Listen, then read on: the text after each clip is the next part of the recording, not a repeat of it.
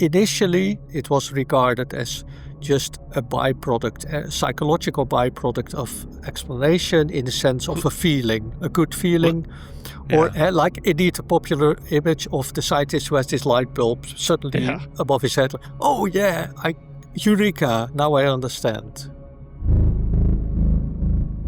And we try to develop this benchmark and look at the abilities of the system to, for instance, answer counterfactual questions, also all kinds of questions that you can see as a measure of understanding.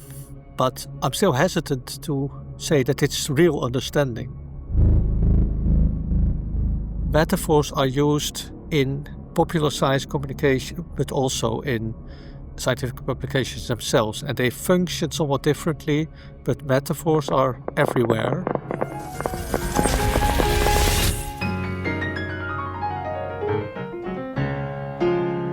This is Brain Inspired, powered by The Transmitter.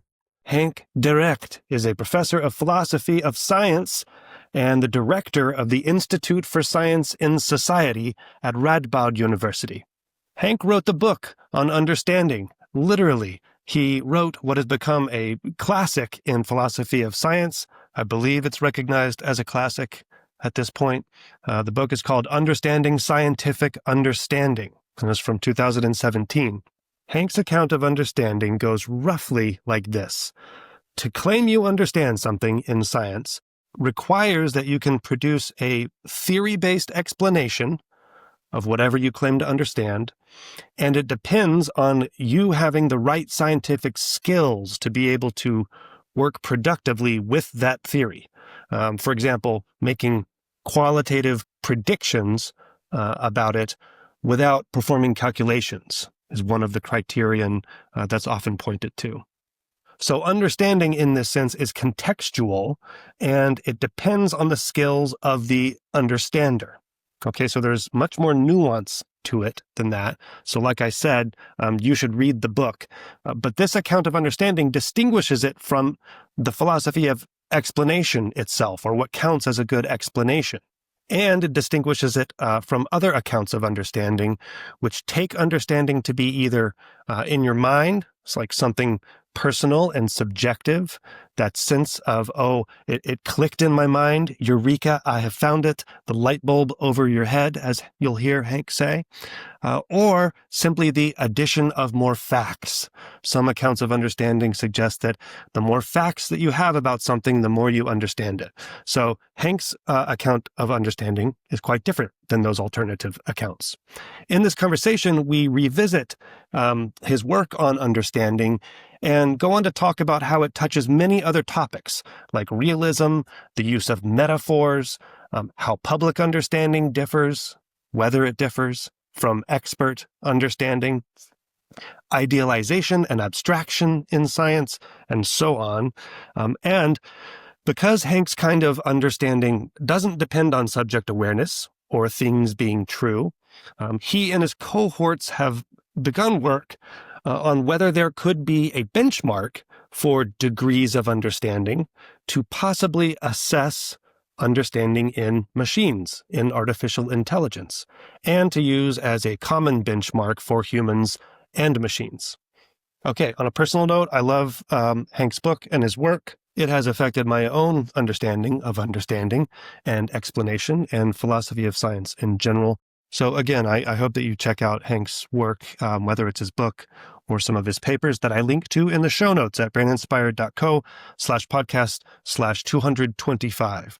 Thank you to The Transmitter for their ongoing support. Thank you to my Patreon supporters. If you want to learn more about how to support Brain Inspired and get more bells and whistles like access to the complexity discussion groups, the full archive of episodes, and the full length of every episode I release. All right, enjoy our conversation. Here's Henk.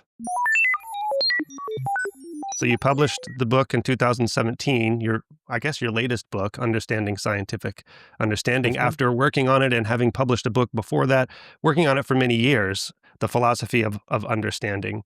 And my sense is, since that time, you've since been basically applying applying it broadly, your conception of understanding to all sorts of problems and phenomena. Is that the right sense? I mean, you touch on a lot of things, but it's all sort of funneled through your perspective, your account of philosophical understanding.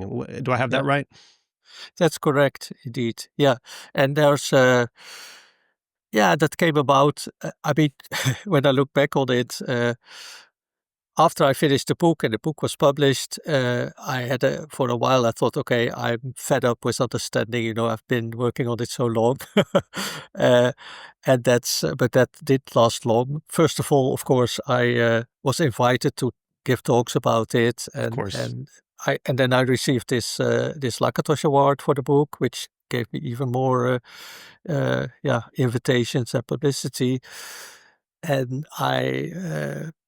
so I remained, of course, interested in it, and also on the one hand on just discussing, being involved in follow-up discussions, because it grew as a topic in philosophy of science. So there were more books published around the time, and there were new discussions about, especially, for instance, about this idea, this question of, is understanding factive, or the relation between understanding and realism? Can you only understand nature by means of theories which are true and which describe reality? It became a big discussion after I published the book.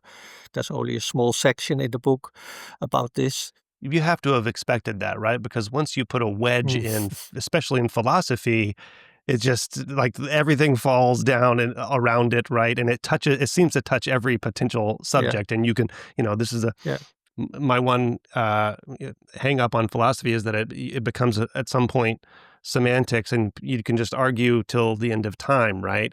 Which is one thing I like about your account of understanding is its pragmatism, which we'll get to. But so okay. Did you ever? You're right. No, that it's so it touches on really a lot of issues, and it's a really fundamental question that relates to the traditional questions in philosophy of science, but can also be applied more broadly to other issues related to science and to science and society even. And that was also the approach I took. I wanted to take after the book. That's what you asked about in the first place. To apply my views to new issues. And one thing I was interested in, and still am interested in, is this notion of public understanding of science. So the whole book is about how do expert scientists understand nature and the world, and how do they communicate, but you also want to transfer understanding to the broader public. And so this idea of public understanding of science, it has the term understanding in it. Right. What is it, and can it be, how can it be obtained? How does it work? And that was something I wanted to do after the publication of my book. And it was a bit of a coincidence, but in 2018, so that's already 7 years ago, before I was in Amsterdam for a long time at the philosophy department, but then I saw a job vacancy, an advertisement for a professorship also in philosophy of natural science, but in the Faculty of Science here in Nijmegen, where I am now. And that was in an institute which is called Institute for Science in Society. And it's part of the Faculty of Science. And it hosts philosophers of science and also sociologists and social scientists. And so it was more geared towards studying the interaction between science and society. And that already had my interest. And I applied for the job, and they liked my approach and my application. So, and then I I entered a different environment where I could pay more attention to those issues as well. Yeah. Well, we'll talk about your work. You actually did a study on the use of metaphors in public understanding versus expert understanding. So we'll definitely get to that. And we'll get to a lot of things. Maybe what we should start with is kind of just a broad overview of your account of understanding and how it fits, into the philosophy of science. And then, maybe broadly right now, and then we can kind of get into like details when we talk about the specific examples of your work that has come out of it. So Okay. for a long time, the science of explanation was really like the main focus in that realm, right? I don't have a full history of this. We all stand on the shoulders of giants, right? But it's from my perspective, it seems like you were like sort of on an island studying understanding, which is beyond explanation. Back in the day, there were maybe very few. Were you alone? How did that come about? Yeah, it's really interesting to see. When I remember, I started about with working on that around the turn of the millennium, so around the year 2000. That's maybe not a coincidence. No, I don't know. That's a joke. But um, it was it for me personally. It was inspired by my PhD work, which I did in the 1990s, which was not on understanding, but on scientific discovery and on the role of philosophical, on what impact the philosophical views of practicing scientists had on their work. And I studied especially physicists. I'm a physicist. I did a master's in physics. And I studied famous physicists like Maxwell and Boltzmann and Schrödinger and Niels Bohr and so on. And I especially Schrödinger turned out to be a really exciting figure with really fascinating views, very broadly educated, interested in philosophy and all kinds of things. You should read his biography. It's really Oh, interesting. his biography. Okay. I just recorded an episode with Dan Nicholson about, he's just released this short book on Schrodinger's What is Life Oh, Revisited. really? And his Okay. whole thing, he has a processual perspective on science. And his whole thing, he brings it all back to Schrodinger, the reason why modern biologists and neuroscientists and all of us have this definitive mechanistic view of Mm-hmm. how of Yeah, explanation as what counts as a good explanation. And he yeah, blames yeah. Schrodinger essentially. And Yeah. it's a great, I recommend the book to you. Like if you're Okay. interested in Schrodinger, you should go read Dan's book. I'll send it to you after this, Please to do. check it Yeah. out, to see what but Yeah. it was all about what is life. And you're probably more Yeah. interested in the quantum No, physics that was aspect. later, of course, when he wrote Yeah. that. It was in the 1940s. And I just studied his work in the 1920s when he was dissatisfied with quantum theory and came up with his alternative wave mechanics. And he really emphasized understanding and the intelligibility of theories. And he thought quantum theory is not intelligible. And he believed that a theory should be visualizable, that only if you can have a picture Mm. in mind, a space-time picture of how an atom looks like, what its structure is, that then you can really have understanding. And that it is the purpose of science and of physics to provide such understanding. And that was difficult in the and I read about his discussions with Pauli and Heisenberg and Bohr, and I used it for my PhD thesis just to see what the different philosophical assumptions and ideas were behind that. But then after I finished my thesis, it was actually one of my supervisors who said, well, maybe for a follow-up project, a postdoctoral project, you should focus on Schrödinger and on these views on intelligibility. And that's when it started. And so it was really, something that just was a coincidence or grew out of my personal, my work there. And then it turned out, then indeed, when in the years after that, I started trying to develop this more general account of understanding. In the beginning, I felt indeed like, not like I was the only one, but like it was really hard to convince other people, for instance, reviewers of papers, that this was an interesting subject. So it seemed that philosophy of science was not ready for it yet. Well, at the time, there are all sorts of like arguments and debates in terms of the philosophy of explanation, right? And was it, I'm not sure if uninteresting, which is what you're saying, that people found it uninteresting, but I mean, so Yeah. traditionally, right? Like you kind of divide understanding, our understanding of understanding into like three kind of camps. One being like the subjective sense, the feeling of understanding, which I would imagine is sort of the layperson's view of what understanding is. Then there's understanding as like factual knowledge. You just add more knowledge, that means you have more understanding. And then yours, which we should explain it relative to those. But what I mean was, do you think people were just hung up on the fact that like, well, you can't do this with understanding because it's just the sense of the feeling that we have, right? The eureka moment. I understand, or was it that kind of pushback or? Exactly. Yes, you're totally right. And actually, the division you make is also the way I now sometimes present it in lectures or when I teach about it, that you have these two ideas. Either it's just a feeling or it's just knowledge.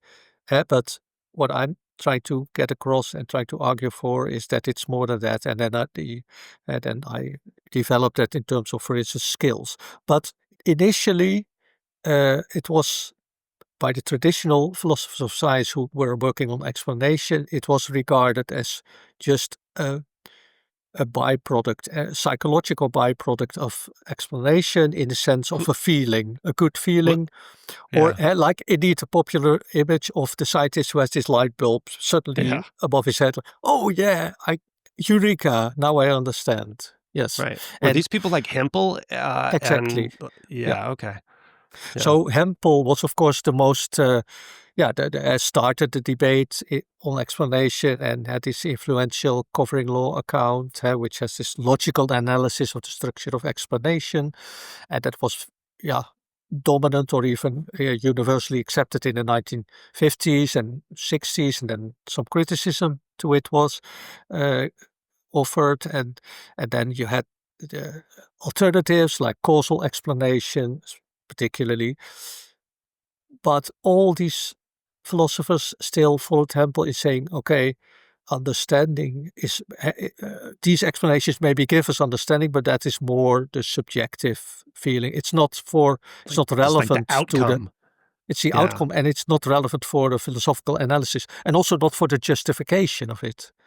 Right, because it's an outcome, like you. Well, who are these gatekeepers? You got to name names. Like, who was preventing you from? Me. Well, I don't know. Anonymous reviewers. Okay. But what do you mean? Yeah, that's what I mean. Like, when I mentioned Hempel, I imagined Hempel writing to the editor saying, "Well, this is unpublishable. This is not worth, not enough merit here." Hempel died in 1997, I think. So maybe it was indeed after. I don't know. I remember in the early phase when I was maybe also not well prepared, or maybe my views were not so well developed, that I also sometimes got very aggressive reactions when giving talks. People, especially people who were really focused on the logical approach, like and this, they found this a kind of too vague and not something that you could analyze in a purely logical way, and or yet too subjective pragmatism. indeed. I'm sorry to interrupt. Yeah, I was going to say, and yet pragmatism, I mean, there's a rich tradition in pragmatic approaches in philosophy. So, I assume that you were sort of, maybe you weren't rooting it in that early on, maybe because you were still green or something, or, I think so. But those were, pragmatism is coming back, I feel like, thanks to people like you, actually, I would imagine. Right? That's maybe too much of an honor, but it's in this discussion, I mean, it's coming back, and it's coming back on many fronts, and there are, of course, people like Philip Kitcher who has done a lot in that respect, but also more closely to my work, like Ha-Seok Chang in Cambridge. So it's all over the place, perhaps now, And what I also don't want to forget to mention that with hindsight, so I felt, it's like 25 years ago, I felt indeed like I was exploring something that was by many people, or by most people, regarded as like a dead end or not interesting. But with hindsight, it turns out that I was not the only one. There were more people, like it was in the air or something like that. And in philosophy of science, but also especially in epistemology. I wasn't so aware of what happened in epistemology at the time, but later the fields came closer together, and you had people like Catherine Elgin from Harvard, who is trying to cross the divide or had to bridge between epistemology and philosophy of science. And it turns out that also around that time, epistemologists were also discussing understanding, at least paying attention to it. So then what is your account of understanding? I know that you're probably sick and tired of explaining this, of describing it, but I set you up a little bit by talking about like historical perspectives and the sense of that you understand something, the subjective feeling. It's not that. In a sense, your account of understanding is like more, it's borderline behaviorism. And we'll get to that too when we talk about how artificial agents can understand within your account of it. But so maybe describe, based on what I just said, is your account, is it behaviorism all the way? And maybe answer what understanding is, and scientific understanding, I guess, in this case, with respect to that. So it's restricted. I restrict myself to scientific understanding. That's important. Also, why is that important? Well, because you have all kinds of understanding. I mean, because in my account, for instance, it's based on the idea that you have phenomena that you want to explain, and you need theories to explain it. And I'm not going to claim that this is how understanding in general works. It's good that I already mentioned that quantum theory debate in the 1920s, where I got my inspiration from, because that's also where I started to develop this idea. And in fact, I was even inspired by a kind of a definition of understanding given by Heisenberg in his paper on the uncertainty relations, and that later became my criterion for the intelligibility of theories, which is kind of a test to see whether whether a theory is intelligible to scientists.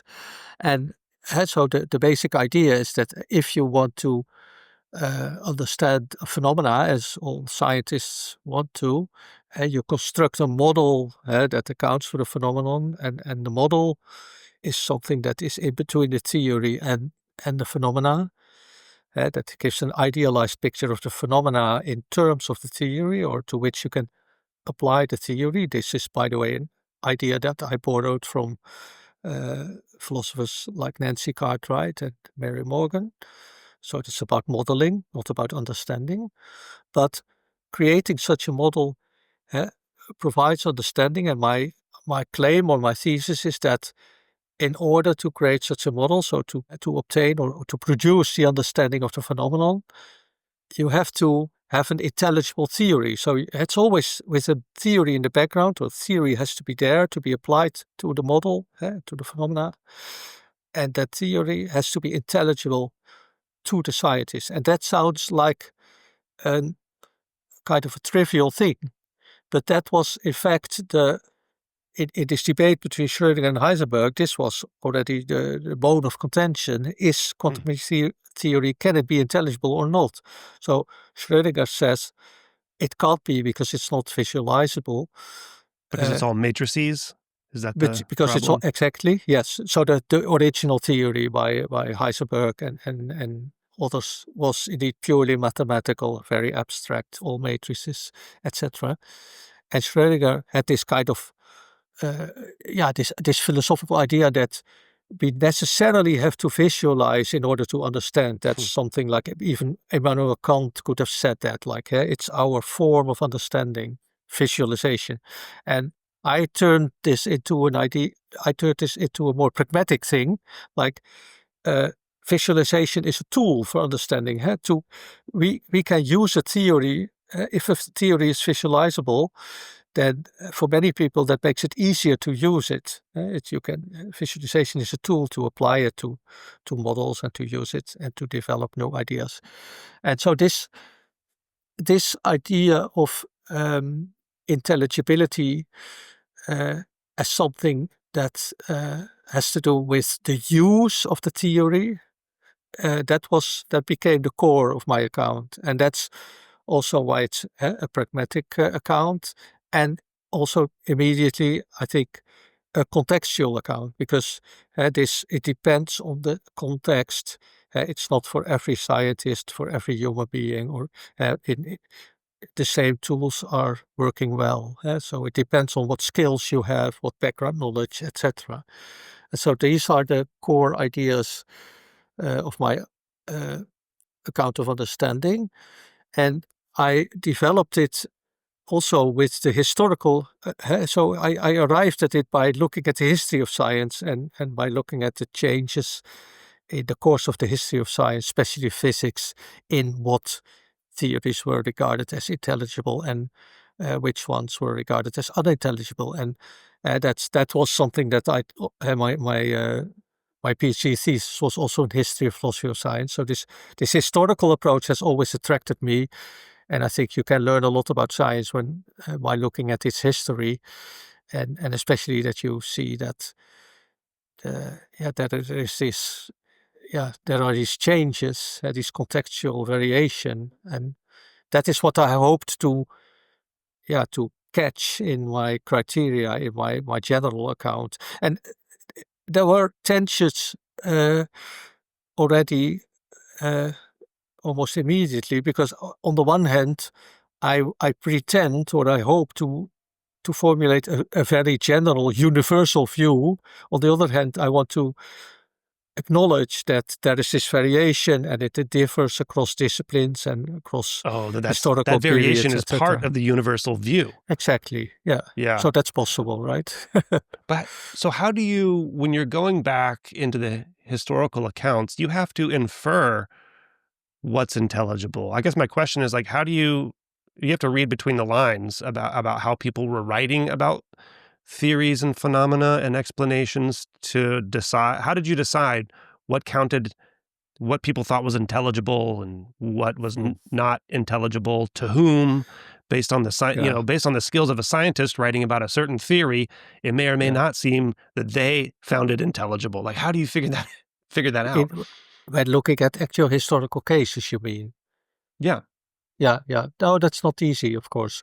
The first problem is, you start, of course, by looking at at discussions like the one between Schrödinger and Heisenberg, and luckily in the past, scientists were more inclined to also include philosophical reflections or even personal remarks in their papers, because, for instance, there's this footnote in Schrödinger's paper where he really complains or even accuses Heisenberg of coming with a very unintelligible theory. That's nice. And in the time of, for instance, I have a chapter in my book on Newton and Huygens and gravitational theory and debates about that. And there you also have letters and correspondence, and there's more. You can see things there. So it's literally people saying, like, I can't make heads or tails of what you're saying. Exactly. Yes, that happens. And of course, but you have to be careful from the start. When, for instance, Huygens wrote in French and Schrödinger in German, and when they use certain terms, you have to be careful what they use, what do they mean with it. But the second more important problem, maybe you refer to that, is because you mentioned skills. You can read what they say about their own or other people's theories, but claims about where they skilled. What were Newton's skills?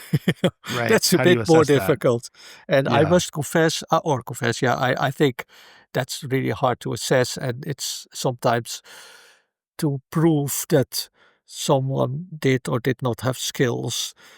But if you're Newton, you have to have a certain level of skill to, well, at least mathematical skill, to write the Principia, right? I mean, well, yeah, anyway. Now that's an interesting case, Newton versus Huygens. And actually, so Newton, of course, could he had all the skills to develop his theory, and he published the Principia late in 1687. And Huygens was a bit older. He was unhappy and he criticized Newton's theory of gravitation. But of course, he had also the skill. He could understand. He understood Newton's work mathematically. So his objections, Huygens has made remarks about the unintelligibility of Newton's theory. I don't know exactly, what terms he used in French, but it's something with that it's impossible to comprehend or something. And then it's clear that Huygens has something else in mind. It's not that he couldn't use that theory; he just couldn't. He couldn't accept that nature was like that. It was more a metaphysical unintelligibility. And in that chapter, I actually also this case inspired me to make a distinction between metaphysical intelligibility and scientific intelligibility. But I argue that the two can interact and there can be overlap between the two. So you can use. Huygens was very, metaphysically conservative. He was a Cartesian, and he could give up the Cartesian world picture of the mechanical universe, and so gravitational forces didn't fit into that picture.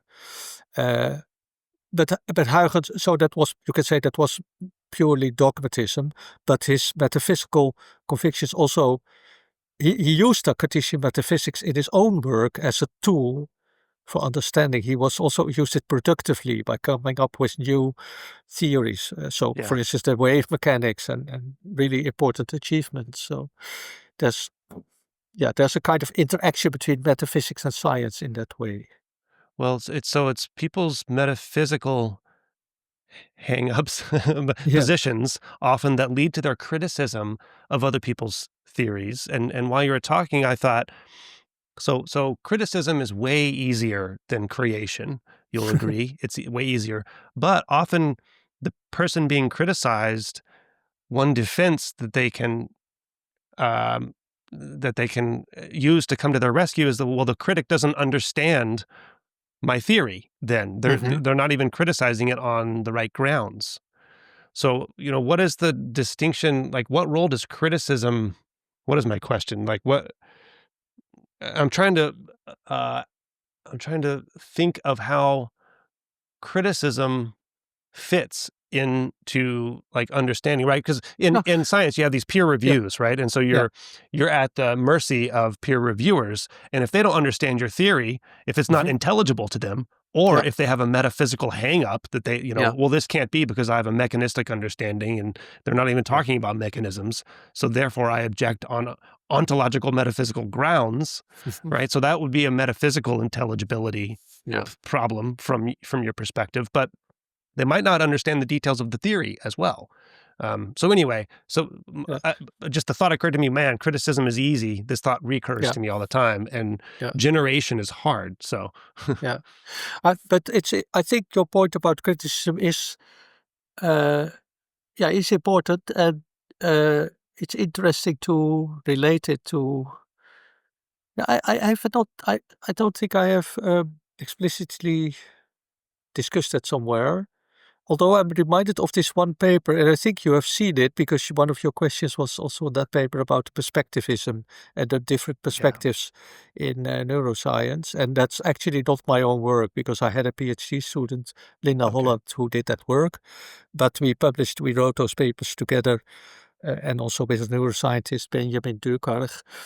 And there, in this case, there is the dominant bioelectric paradigm with the Hodgkin Huxley potential or approach. This is the Hodgkin Huxley account of action potentials. Action potential, exactly, yeah. And then there are these phenomena like thermal expansions, and thermal and mechanical phenomena that are unexplainable. And then more recently, there's an alternative thermodynamic paradigm or perspective.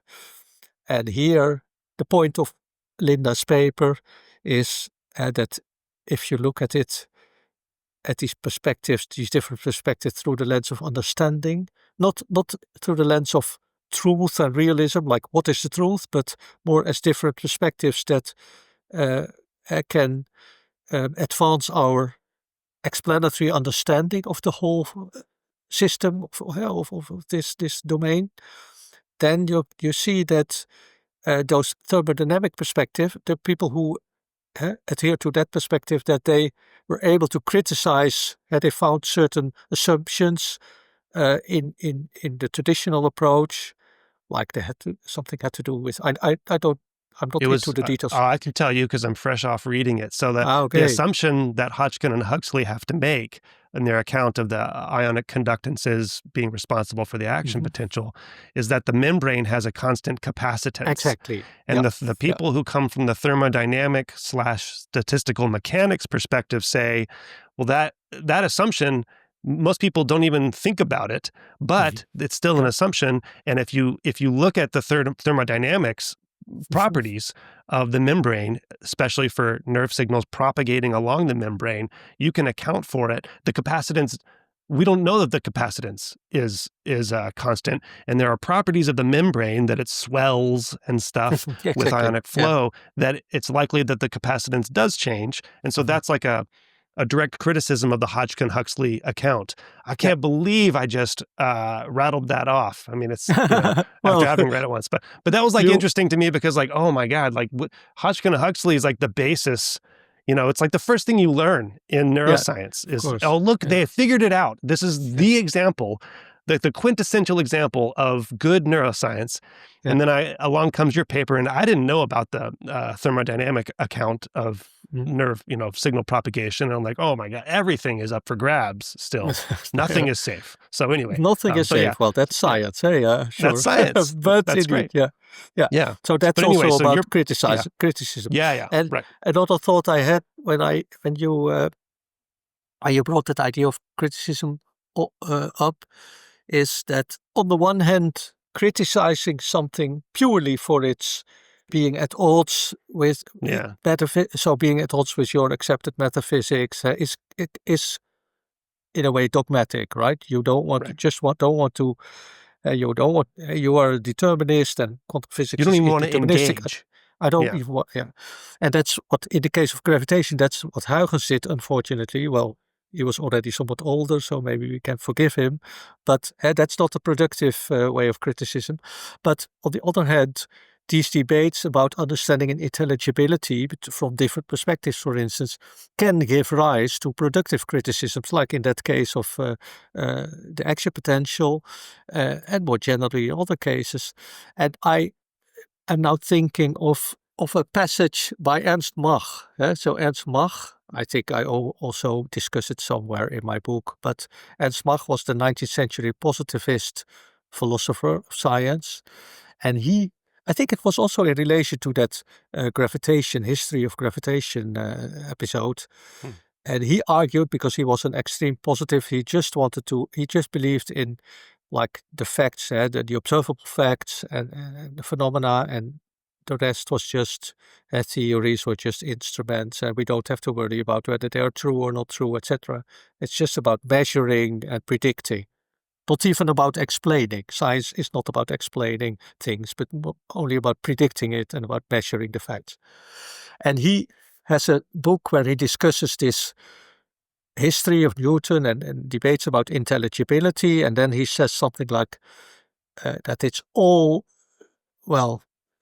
nonsense and we should just get rid of it, because if something is unintelligible at some time, like gravitational theory, action at a distance theories were in Newton's time, people will get used to it, and then at some point they will accept it, and then they will regard it as intelligible. It's just a matter of getting used to it, and there's nothing more to it. So we should not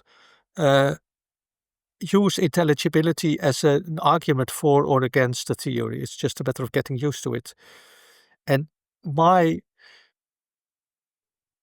on the one hand, I agree with it in the sense that there is this change in history. We see indeed that gravitational theory, that action at a distance theories were not accepted in the 17th century, and then after a while they became accepted.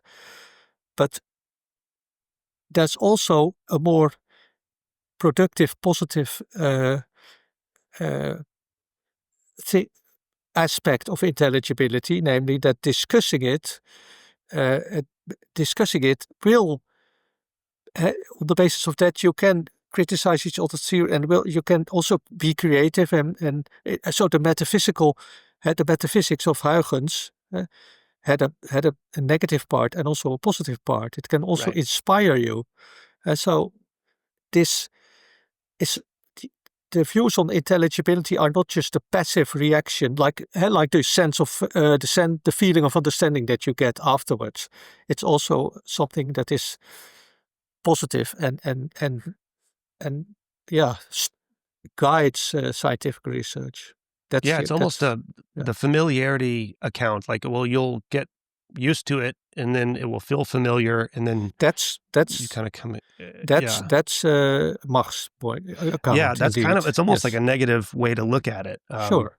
Yeah. On the other hand, I was going to ask you about this later, and I'll ask you now. I have this in the back of my mind always. There are concepts that come up that you have to learn, new concepts that you have to learn, right? And they feel very unfamiliar. You're very uncomfortable with them. They feel very unintuitive. Mm-hmm. And then over time, if I read the same term in a paper, all right, let's say, I'm trying to think of an example. In neuroscience, we could use manifold or something, right? Like a term.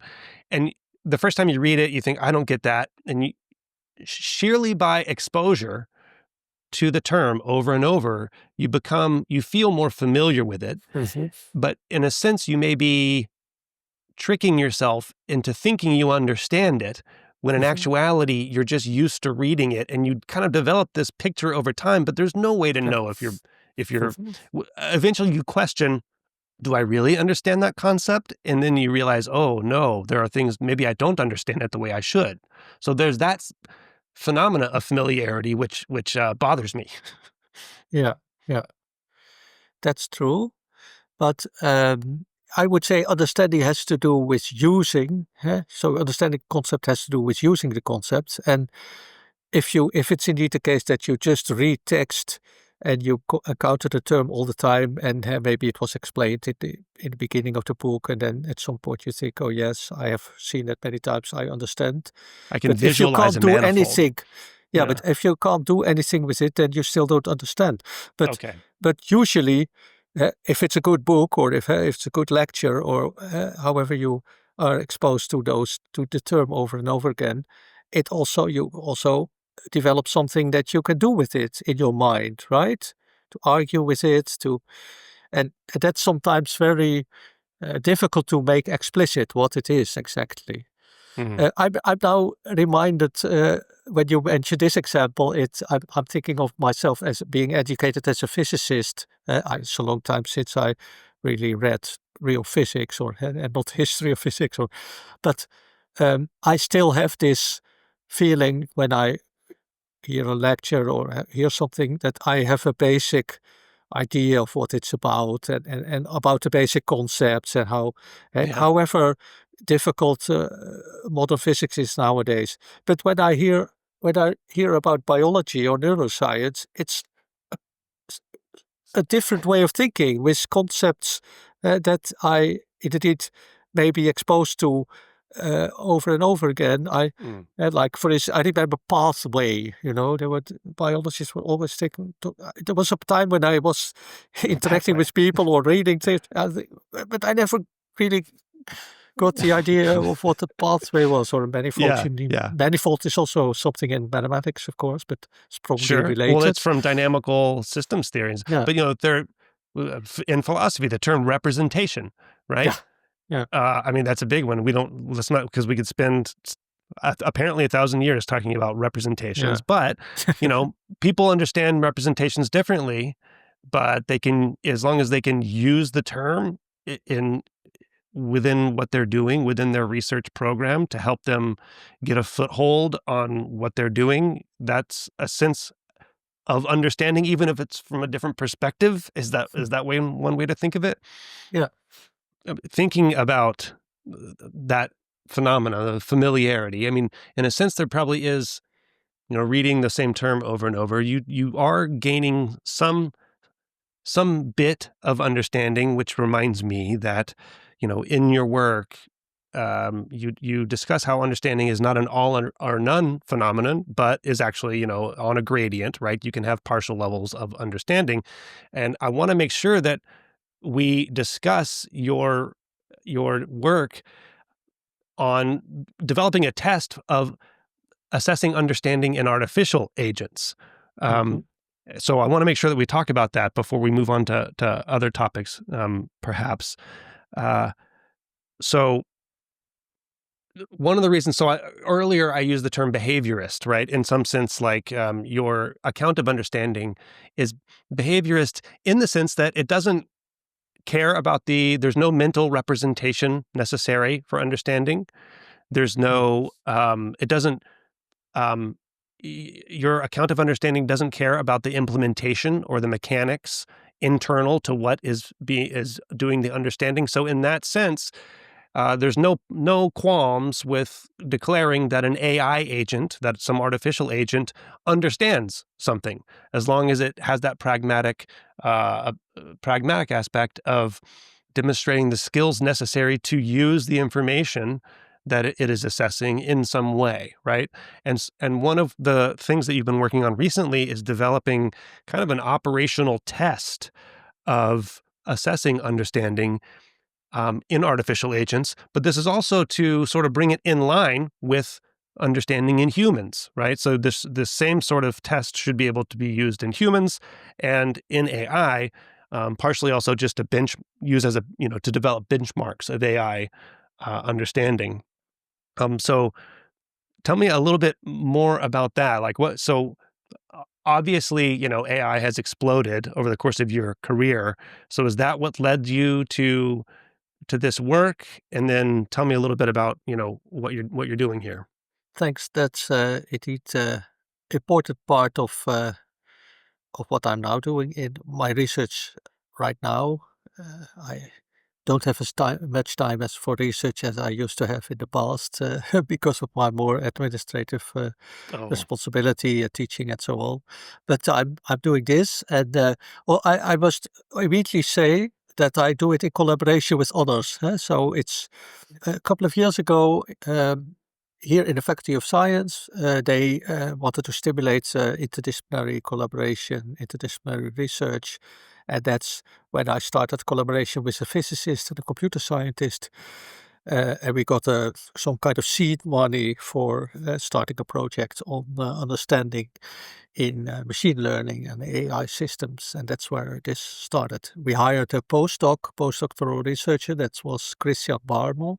He's the first author of most of I think all of our publications. We have 3 publications right now. And so he did a lot of work in this. Is he philosopher or scientist? Or yes, he is a philosopher. He's now moved to Ghent. He's in the philosophy department as a philosopher of science. But he wrote a thesis on mechanistic explanation, actually. Also, how many theses have been written about mechanistic explanation? Yeah. But he was also knowledgeable about AI and interested in it, and so we hired him for this project, and that's now taking up a big part of his research, and he's still collaborating with us. And the interesting part, also the good part, but also sometimes the difficult part of doing this collaborative research is, of course, that there are different perspectives and that you have maybe also different views, especially in philosophy. You can disagree easily, and so it was, it was a challenge, and but we had some nice results. Before I started this project, because you asked me how did I enter, how did I start this, I was already sometimes asked when giving a talk, a lecture on my book or in my work on understanding. Sometimes in the audience, it was before the AI hype, of course, but then sometimes people ask, yeah, but what about computers? And scientists use computers, and what about suppose that the computer generates an explanation? Does it give us understanding? That's was a question. It was comparable to the question of you have these computer-generated proofs in mathematics that we, as humans, we cannot oversee. Is they are so complicated, and some kind of conjecture is proved, but no individual mathematician can ever, oversee the whole proof. So is it still giving us understanding of why that conjecture is true or false? And that's different than the Turing test, which, was supposed to solve, not whether computers can think, but whether computers can do things that satisfy some criteria to which we ascribe thinking, right? But so in a sense, like that what about machines has been in the air since Turing. So of course you were getting questions before the AI of course. hype. Well, indeed, and so John Searle, he died 2 months ago or so. The philosopher who invented this Chinese room experiment, thought experiment. I read, it was a coincidence, but I encountered a small book with lectures by him just a couple of weeks ago from 1984. So 40 years old, and he discussed there also minds and machines, and can machines think, and he explained the Chinese room argument. But when I reread it, I read those lectures for the first time. It was like more than 40 years ago, and we're still, wrestling with this same question. And he already, he writes, or yes, there will surely be many advances in computer science and AI. The term artificial intelligence was, of course, invented already in the 50s. So it was invented. He was talking about his was like symbolic AI. This is what he was referring to. Of course, that's different. Yeah. But he said that we can that there will be great advances probably, but this bridge between the syntactic and the semantic and the understanding will never be there, because we can never bridge that gap, Oh, because you have to have meaning to have understanding? Yeah, was that exactly. Yeah, that's the point. Yeah. Yeah. But and that is actually still still an issue, I think, also in the current debates about large language models, and do they really understand, or are they just parroting and just predicting the next word?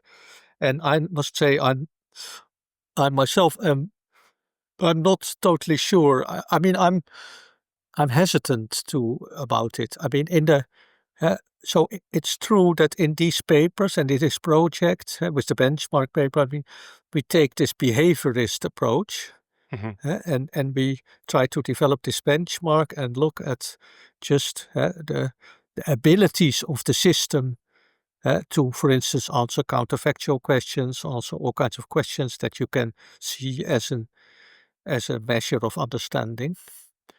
But I'm still hesitant to say that it's real understanding. And in that sense, yeah. And because you just called my approach behaviorist. Well, but it can be construed as behavior. It has similarities to behaviorism. Exactly, that's true. Yeah. But I do, of course, also include this idea of that the scientist or the agent needs to have an intelligible theory for their understanding.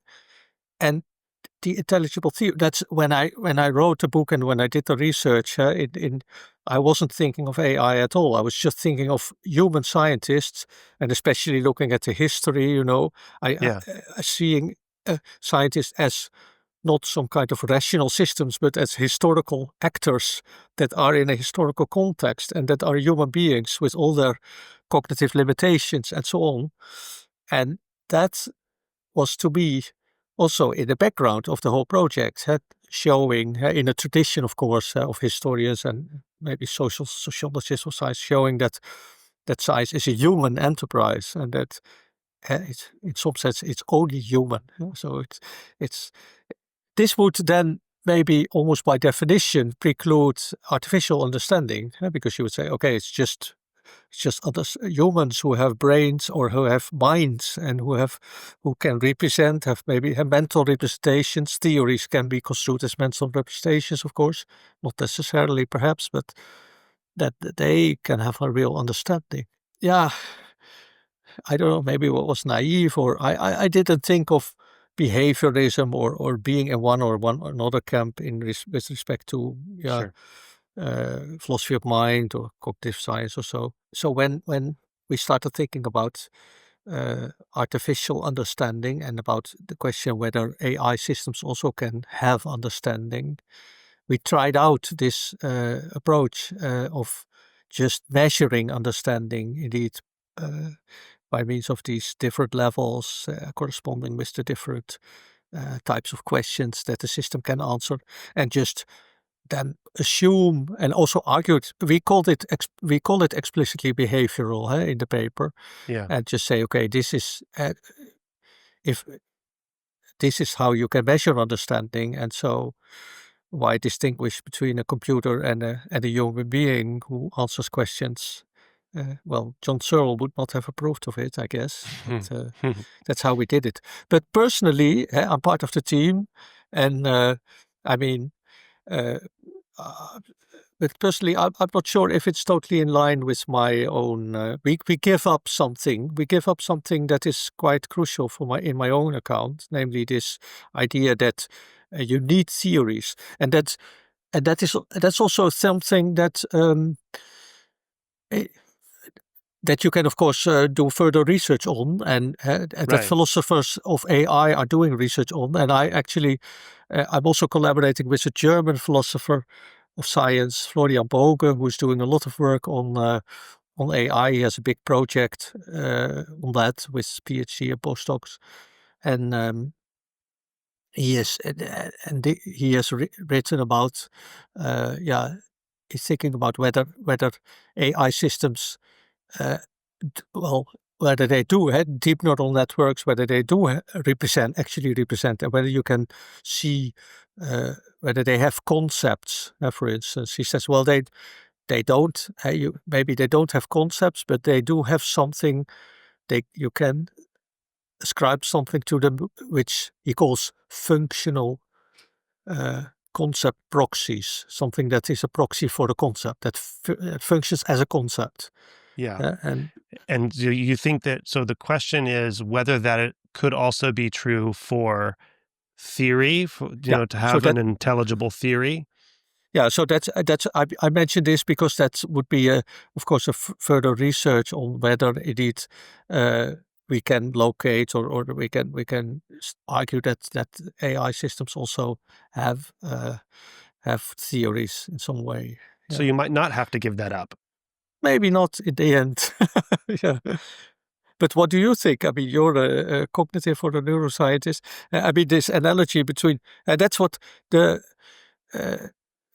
well, some people in my group, like Christian, for example, I think is more outspoken on this, and they simply compare the brain to. So they, of course, the whole idea of neural networks and deep neural networks started out with a comparison with the brain and the idea that the brain also functions in this way. So Mm-hmm. if human brains can understand and can represent, have theories, uh, then maybe the deep neural networks in AI can have it too. Yeah. And we Well, don't know whether it's in AI. We don't know. We don't know where these theories are located in human yeah. brains as well. This I is mean, now it's an amateur. I mean, I don't know a lot about that. But well, I mean, this is a philosophical problem, right? So to say yeah, like whether I, an organic being, have a theory that's hmm yeah, intelligible to me. I mean, yeah, then you have to examine what that even means, right? So it's odd hmm to say like a yeah, system has a theory that is intelligible, and yeah. this is where, in some sense, your account of understanding is somewhat deflationary, if I'm using that term correctly. In that, Mhm. so I think even I am still hung up on the idea that there is some subjective aspect to understanding, in the sense that, well, if I'm going to assess my own, whether I have quote unquote, have a theory that it's intelligible to me, Yeah. well, that, that's like a judgment call on my part. And in that sense, it's kind of subjective, right? And so I think that there's that old aspect of the mental aspect of it that I can't somehow let go of, that then I don't impute like into machines or whatever. However, so there's it's kind of a loftier notion of understanding if it's an organic being, but if you go with the deflationary account of it, I'm fine with ascribing understanding to a machine. It's less special. It means a different thing than I'm used to, than my concept of understanding, if that makes sense. Yeah. No, I can see that. That's a way to go, and indeed. But I didn't. But you're like, there's nothing like, so. For example, a Chalmers zombie, David Chalmers zombies. They could have understanding because it doesn't depend on consciousness, doesn't depend on subjectiveness, right? And yet, I think that if we were asked, if we did like a survey, well, would a David Chalmers zombie, after we explained what that was, do they actually understand that they are coming to, well, if they're like a real zombie coming to eat you, like, what, do they understand that they need the nutrition or whatever, or are they just acting like a machine, right? Yeah. And the fact that we can even say that are they acting like a machine operating without an understanding, that betrays our common sense lingual use of what understanding is. Yeah. But I was surprised that you mentioned that you were hesitant to go down that road and ascribe understanding to machines. But in your account, it's possible. It's just less. It just means that understanding takes on a different sheen, I think. Yeah. Now, so I think the hesitancy also comes from what I explained earlier, that I have this when working on understanding, on scientific understanding, and writing the book and the papers, etc., doing the research, I have this idea in mind that it's human beings who practice science, and when you want to understand what science is and what scientific understanding is, you have to look at the practice. You shouldn't stay in your armchair and try to rationalize and try to construct some kind of system. Maybe that is formally correct, but that has nothing to do with reality. And reality, real science, is about human beings being in labs, doing experiments, being in behind the desk, doing calculations and thinking and being creative, etc. And that is some kind of, it's active. It's active, and in that sense, maybe I still am hesitant indeed, and have a bit of a difficulty with saying, okay, it could also be replaced by computers. Well, what are some other accounts of machine understanding then? How does yours differ? So I'll say just explicitly, there are like three kinds of questions that are used that to assess understanding of machines. One is called what questions, and these assess the ability to like, does the machine have access to the right information that would even garner an explanation, right? The other is why questions, which is, can the machine or the artificial agent build explanations of the phenomenon of interest? And then the third is the counterfactual, a la Woodward, right, in causal explanations. What if it were different? Can you qualitatively explain how things would be different, or what would happen with regards to this phenomenon if things were different in this particular way? So those are the three kinds of questions that are used to assess the understanding in machines. And of course, then you have to judge the answers to those questions, which is probably a whole nother issue, right? Because they're not mathematical. The answer is not 42 to any of those questions. No. Yeah, so this is just indeed a framework. Yeah. And so what other, like, are you going up against other, because people are interested in the capacity and the abilities of machines, and have been, especially since the AI boom or whatever. So are you, like, when you're writing about these things, I know you're referencing other accounts of understanding. I mean, you even referenced Turing a little bit. But then are there other accounts that you sort of disagree with or have thoughts about relative to the way that you're approaching this?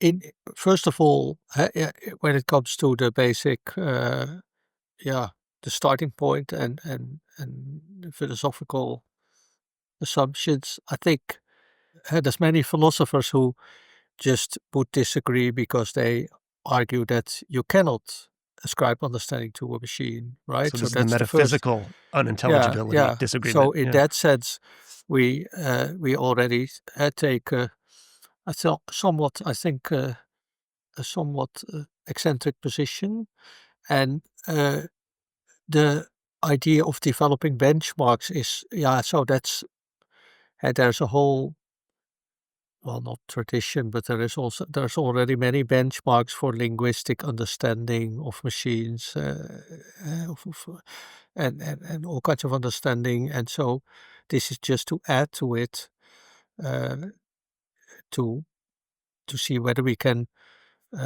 also develop a benchmark for specifically for scientific understanding, and then in particular for physics, because that is just the area that we as a group are familiar with and that we want Mm. to focus on.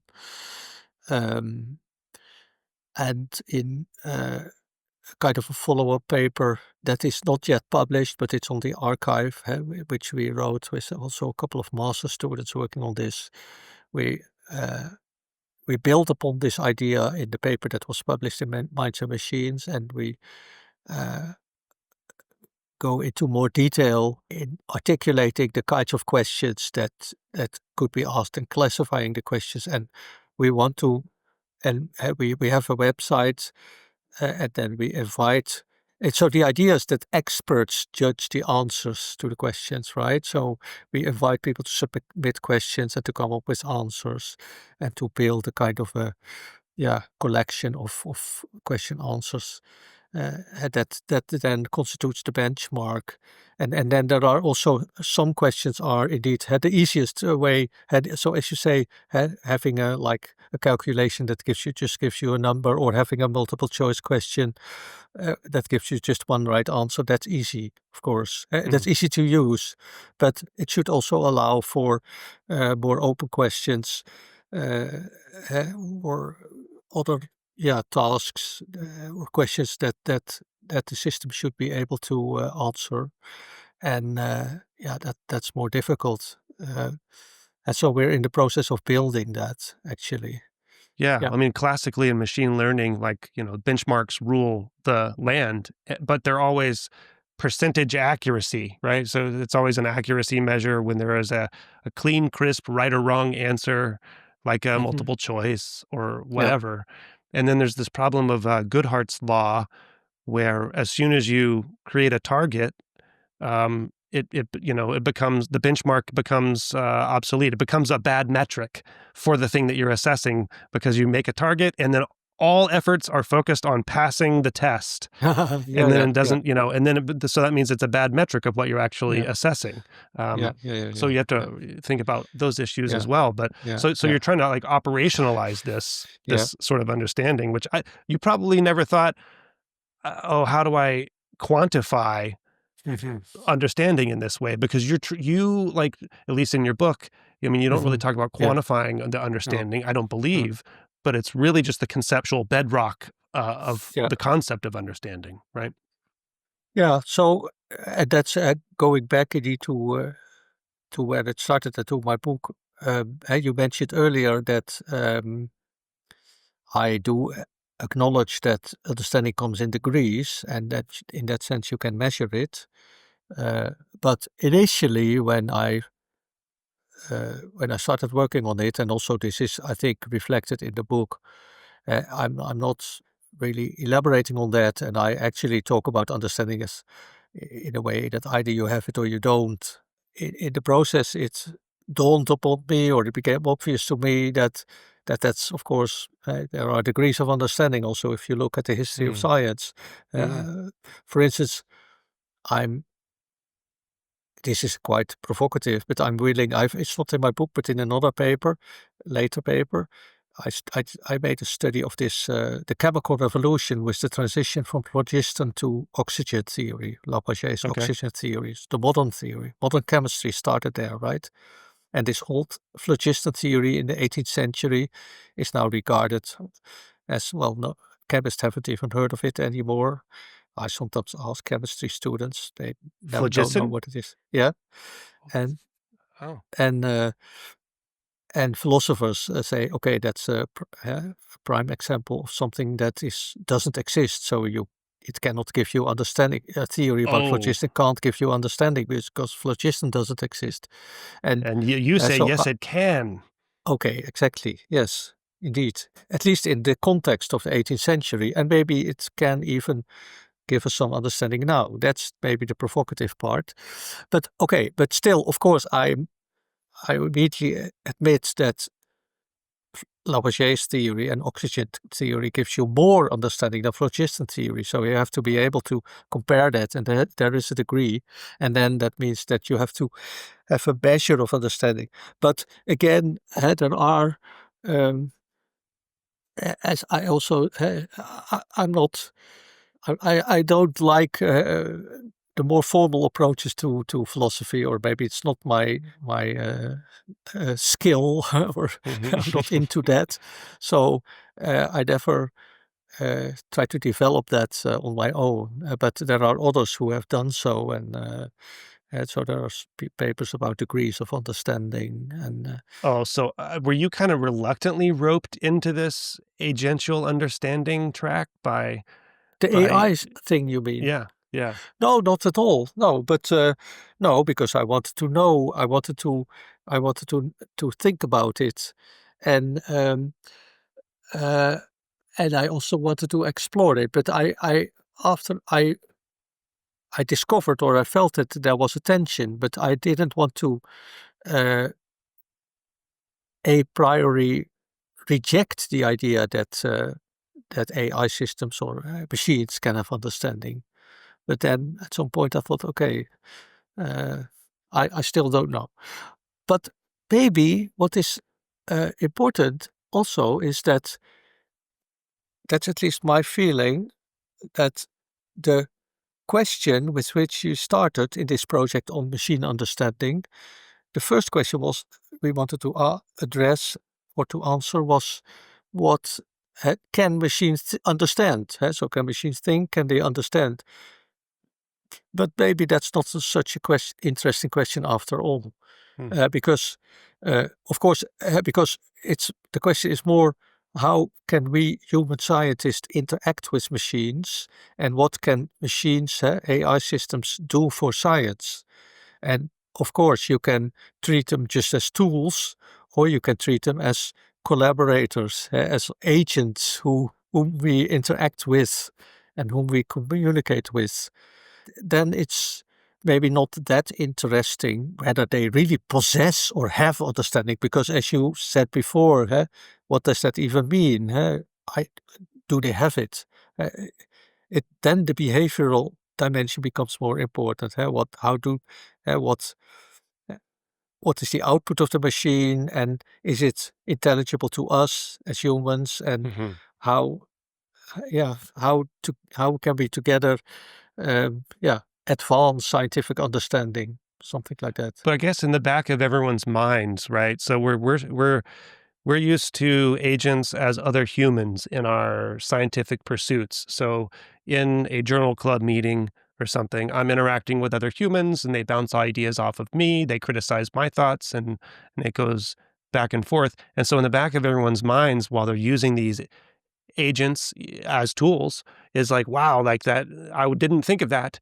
How did it, like, what must that mean about what's going on with the machine? And then all of a sudden you have people ascribing consciousness to machines, and right. So understanding is, because it's like sort of deflationary and can be construed as behaviorist-ish in your approach, it's less, you could have something understand and you wouldn't ascribe to it like pain right? So you could still turn it off and feel okay. But if it had, consciousness, you would feel bad about turning it off or something, right? So in that sense, it's like, it's okay that understanding is not only a human endeavor. And you think it differs from consciousness then and other things? You do? Is that what you do. That's a question to you. No, I don't. No. Oh, yeah. Because, I mean, and now I'm maybe turning into the direction of the more optimistic, or however you want to call it, less reluctant. If you indeed, now we have ChatGPT and everybody is apparently using it already. I'm using it sometimes too, but and people are interacting with it as if it was just a human being. ChatGPT is always kind to you, and so you are kind. You say, please tell me this, or thank you, etc. And people can, some people can say, well, that's nonsense and that's crazy. But if you establish that interaction, at some point, I mean, people will indeed just, well, ascribe feelings or consciousness or whatever to the system they're interacting with. And then you might ask, well, what's the difference? I'm now talking to you and you're there on the screen. I believe, of course, that you're somewhere in a room far away, and that you really exist, and that also you're a human being, and that you have brains and thoughts and consciousness like me. That's also the other mind's problem, right? If you the skepticist can even question that. So what's ultimately the difference between being skeptical of your consciousness and understanding, or of the machines? I mean, for some reason, it's important to us that, life versus non-life, right? Yeah. Like, I don't want to feel bad about turning a machine off. No. Yeah. And Okay. I won't. Yeah. But I will I can turn you off, but you will still be there. That's what I trust, that you will still be there if I just Hank, pull the plug out here. Yeah, right. But see, you don't have that problem with me. You're turning me on, Hank. You're turning me on.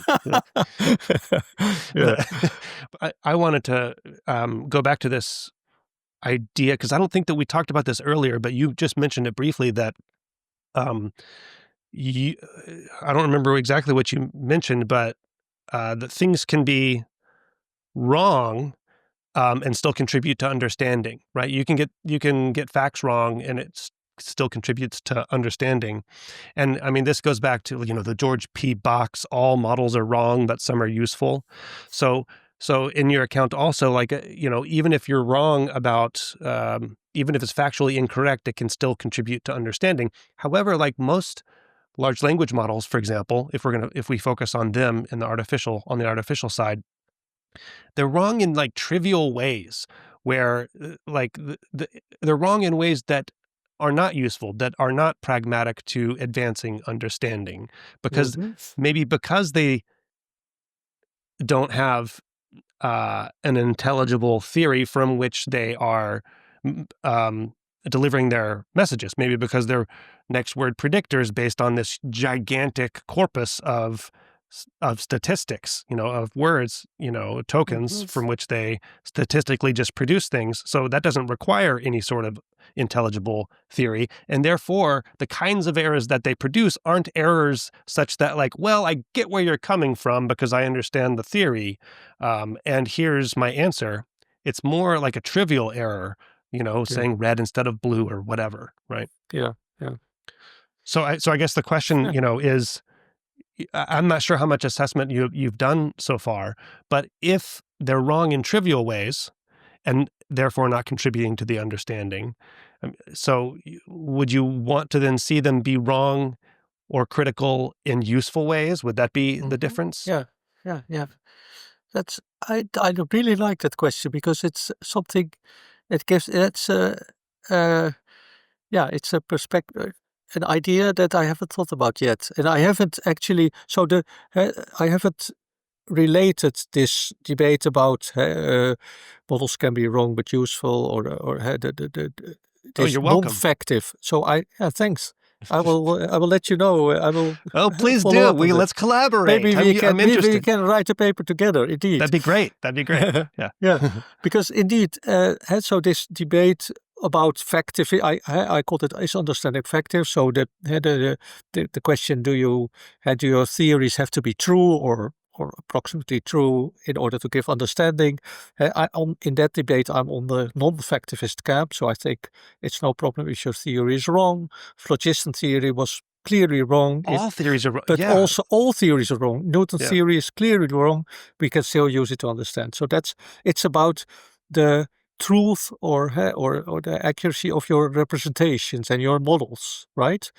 So strong idealized models can still be very useful, give you understanding. And at this debate, I haven't seen a debate like that in relation to machine understanding, and that's why I think your suggestion is very original and also productive, hopefully. But because the mistakes that the LLMs make, they are not. It's not about mistaken representations, because they don't even have representations. It's just these weird mistakes they make in predictions. Like, I'm thinking of examples where they cannot even do simple arithmetic calculations, or they just give different answers. They're not consistent. I remember one example. Yeah, I think I read it somewhere recently about that. It was asked, how many letters does the word 19 contain, something, and then first it said the right number. I don't know what it is, 8 or so. And then the question was, are you sure? And then it corrected itself, and it gave a wrong answer. Things like that. Well, humans do that too, right? So that's maybe true. Yeah, but when mistakes in the output, in the predictions, so this is a mistake in the prediction, right? In the output of the system, and that, I would say, corresponds to a mistake in scientific understanding, as practiced by humans, would correspond to a mistake in the output of in the prediction that the scientist makes on the basis of a particular model or theory. For instance, with Newton's theory, it could predict all the planets' orbits and lots of phenomena. But then in the 19th century, we had this anomaly in the orbit of Mercury, right? The precession of Mercury. Exactly, where the Einstein theory gave a right explanation, and you can say, okay, that's a mistake in the output, but it was indeed, of course, it gave rise to a correction of the theory. It was kind of a consequence of the theory, that there was something wrong with the theory. And in the machines, well, sometimes you can't find explanations why these mistakes are made, right? Yeah, they're not just I'm not random. that familiar with the literature. I mean, this is a cottage industry of people trying to figure that out. Yeah. And you have, of course, with pattern recognition and the backgrounds and so on. That's, but it would be really interesting to compare that, indeed. Yeah. Well, but then we will come back to the question, I think, whether the networks or the machines have a representation. Well, that's different, right? From the you have to analyze the cause of these mistakes. Oh, well, that was the claim, was that these are different kind of mistakes. Huh? That was your claim. Yeah. Yeah. Well, thinking, kind of taking it a step further, because I wanted to ask about, since we brought up, having a model and all models are wrong, because models are idealizations. Models they necessarily abstract away details. And I kind of want to relate this to, so there's this gradient of abstraction with models. Is there an analog of a gradient of abstraction of understanding? How does abstraction relate to understanding? Because you understand, yeah, I don't need to understand all the atoms in my computer, right? Yeah. I need to describe how a computer works, Yeah. but I can describe it at different levels of abstraction. Is there a relation between how abstract something is and the nature of that understanding? Is that something that you've thought or written about? I'm sorry if I've missed it in your writings. No, I haven't. But I think I have written about idealization, of course, and idealization and abstractions are related, but it's not the same. And Okay. so, and with respect to idealization, you can say, okay, an idealization is also an abstraction because you abstract from particular details, you leave out details, and but in that sense, idealization is a kind of an abstraction.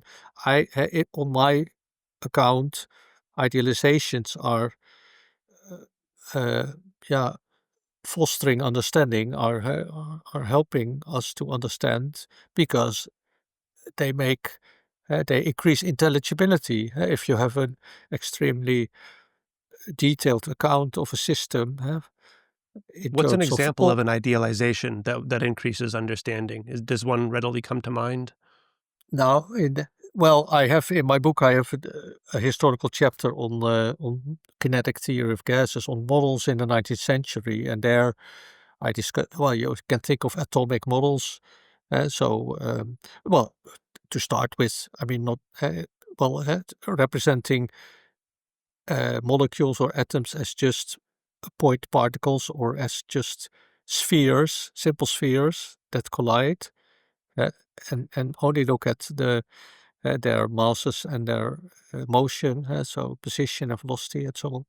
That's an abstraction, and it turns out that these molecules are more complicated. But also, if you if you represent the solar system as just in terms of, if you make a model of it, even a material model, where you have all the planets as spheres that maybe differ a bit in size, uh, but they are perfect spheres and they are moving around the sun in ellipses, then it's an abstraction because, the real planets are much more complicated. But they are, of course, it's a very good abstraction because the solar system is is unique in the sense that it's so isolated from the rest of the universe and that it behaves almost perfectly according to the laws of Newton without any disturbances and so on. So that abstraction and the details of the planets, that we are walking around on Earth, etc., and that there are mountains and there's water and seas and oceans. That's all irrelevant to the behavior of these planets on the scale of the solar system. But it's still an abstraction because you leave out all those details. Yeah. But you were asking about a gradient or a scale. I don't. You have this famous quote by Einstein, who says, "Well, scientists. I don't know it exactly by heart. It's somewhere here on the wall, actually, in the building in German. Scientists have to make things as simple as possible, but not simpler. You Right. can also maybe idealize too much. It's not always. You can also leave Yeah. out too many things. Right. Okay. But on my account, it would be the pragmatic value of the idealization that it's for us. It's easier to use these simple models And so how and does to that predict their behavior. so can you map that directly onto the pragmatic value of understanding? I mean, are they Well, of the pragmatic nature of understanding, I would say. Yeah. right? But I'm thinking like there's levels of abstraction. Are there levels of understanding? Because it's on a gradient, Mhm. Gradient is like more and less, but Yeah, are yeah. like there. But in terms of abstraction, you can think of emergent properties at different abstract levels. So there are the Ah, same kind of like emergent properties in the phenomenon of understanding. I guess the question. so levels of understanding. Yeah, yeah. Okay, so that you have a higher level understanding of understanding where different. something emerges. Yeah. Yeah, some sort of, Yeah. it doesn't have to be like an emergent Mm. property of understanding. Just something similar in terms of, you get more and more abstract. You can Yeah. condense your explanation, Yeah. and not track all the molecules in a gas, right? And you can say something about the statistical properties of the molecules that's useful, Yeah. or the solar system, right? Something about the mass of the Earth without talking about all the mountains, Yeah. and the Yeah. actual shape of it, Yeah. and just treat it as a sphere. And those are sort of emergent properties if they're useful, right? And you can use short sentences to describe it in a useful manner.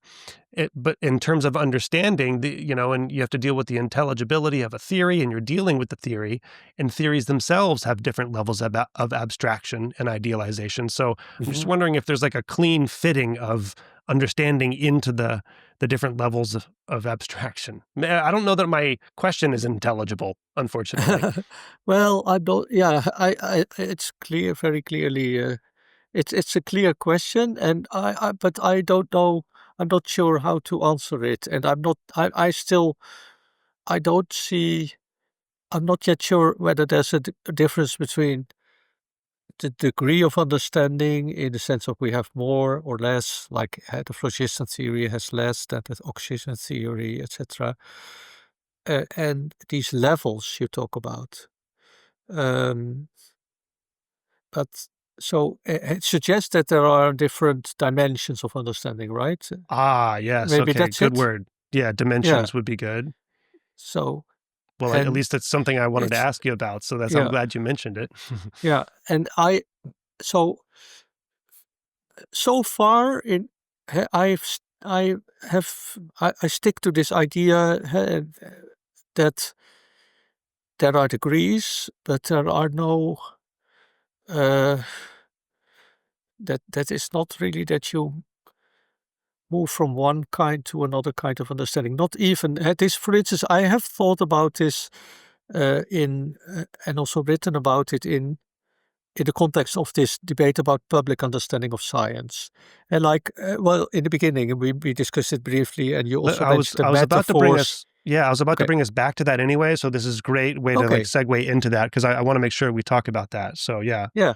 So that's because you can ask the question, you can say, okay, expert scientists, for instance, in physics, they have understanding, maybe more or less of a phenomenon, but they have it, and it's scientific understanding, and of course, it's related to their skills of maybe mathematical skills or all kinds of skills. When we are looking at public understanding of science, so in the sense of what can the more general public understand, the public people who don't have the expertise and the skills that expert scientists have, then it's it's you might be inclined to say, okay, that's a different kind of understanding. That's Hmm. because they can never be. It's not on a scale or on the gradient from lay understanding to expert understanding, but it's really different. Uh, or you might still argue that, well, there is it's a very low grade understanding, but there's not an essential difference between the two.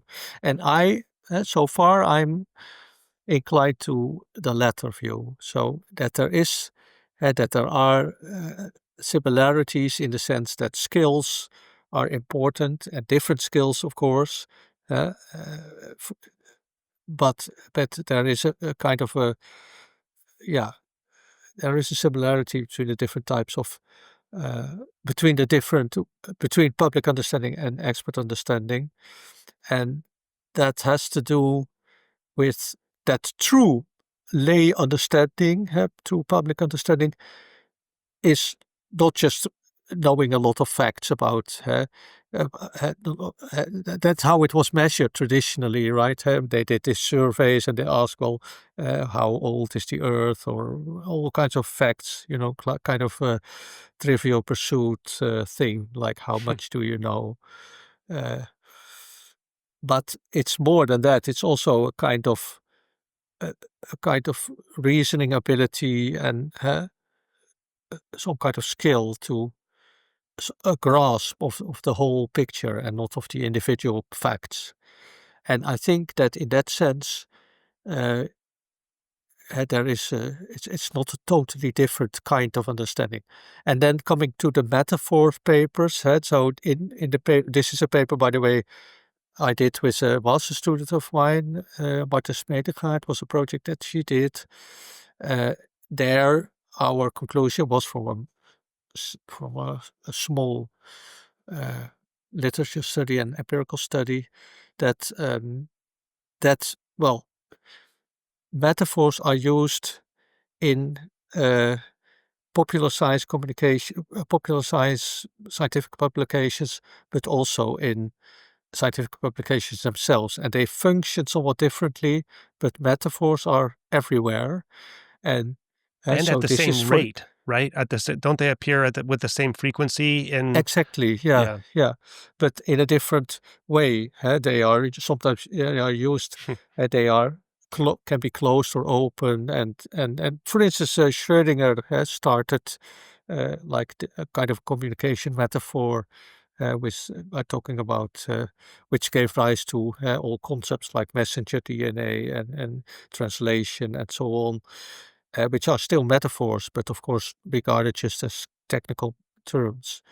But we concluded that there is not an that the idea of, well, okay, for the public we use metaphors because then we can tell the story in a kind of a metaphorical way that they understand because it relates to their daily lives and so on. That's of course a tool for public understanding. But Well, and the idea being that, like, when you describe something in terms of a metaphor to the layperson, they can actually sort of visualize or can, because they don't have a concept of the term that what you're trying to describe, they have to relate it to something else, and that gives them some grasp of what you're actually trying to describe. Yeah. Whereas you were about to describe, I think, the way that experts understand how metaphors are used and received by experts, right?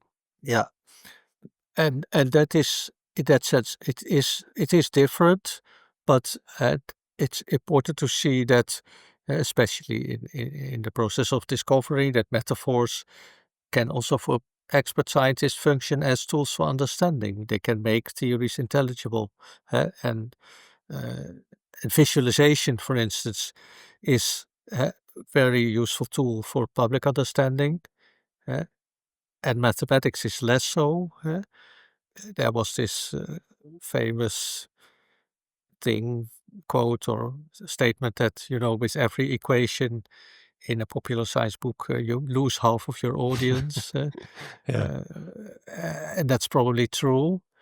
But my studies of scientific understanding have shown that for most scientists, visualization is also an important tool.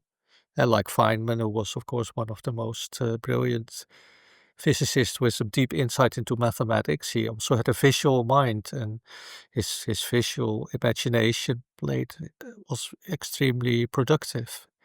But I should say, like, visualization is not necessary because there are people, I forget the term, but that people don't think, not everyone thinks in visual No. imagery, right? So it's not, that's the whole point. It's not necessary. That's indeed the point. That's exactly, I agree. And Schrödinger thought it was necessary. I don't think it's necessary. But we have to, we can at the same time see that many scientists, just like many ordinary people or many other people, use visualization and Sure. like visualization. But the difference It's with the also metaphor, in the mechanistic debates about mechanisms in neuroscience and in the life sciences.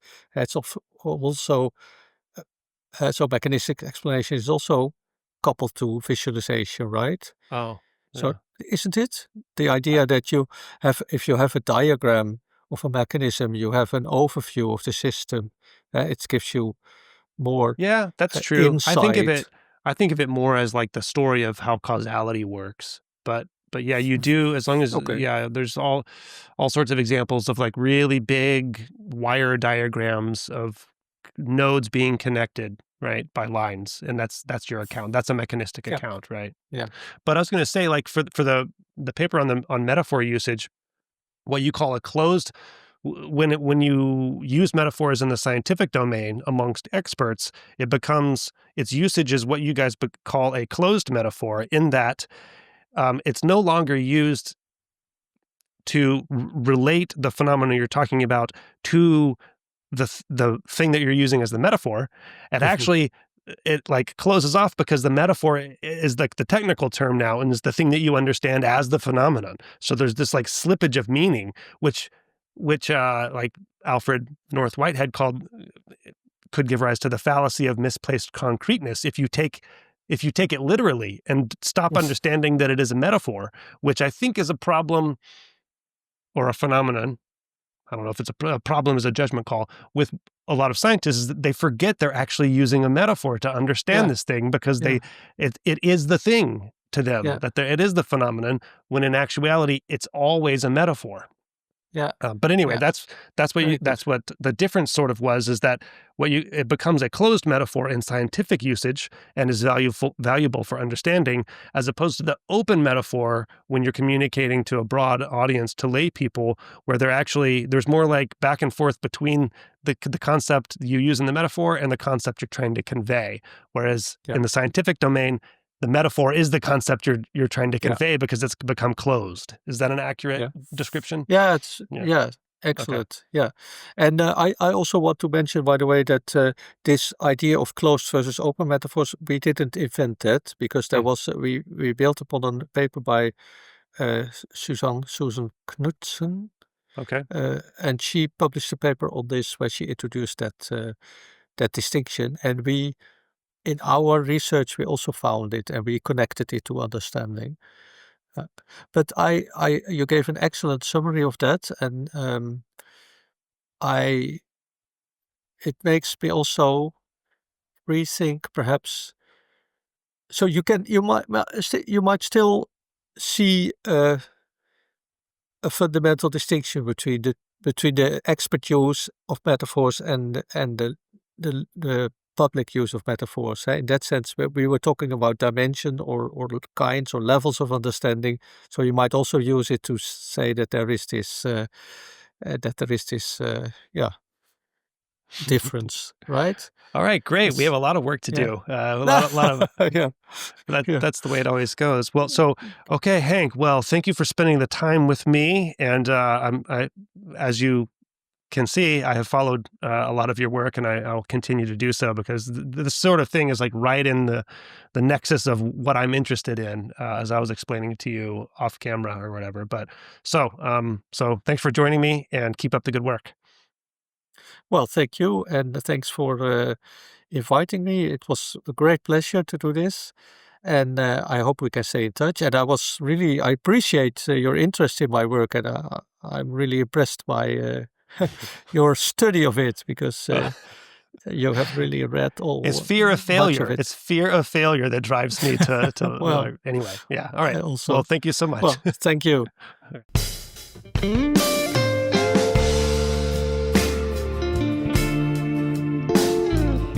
Brain Inspired is powered by The Transmitter, an online publication that aims to deliver useful information, insights, and tools to build bridges across neuroscience and advance research. Visit thetransmitter.org to explore the latest neuroscience news and perspectives written by journalists and scientists.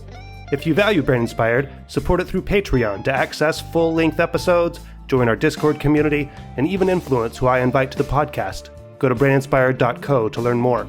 The music you hear is a little slow, jazzy blues performed by my friend, Kyle Donovan. Thank you for your support. See you next time.